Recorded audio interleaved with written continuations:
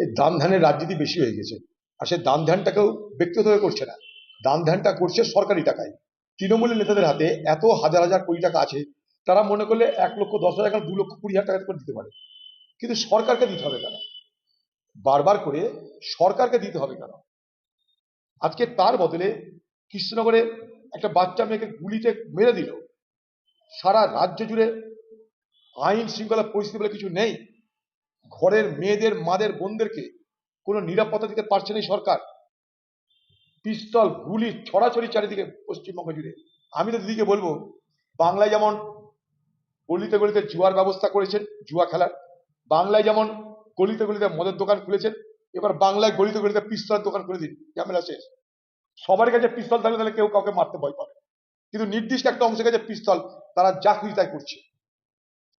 পুজো আর্চা করলেই শুধু হবে না, পুজো আর্চা করে আপনি ভোট চাইছেন।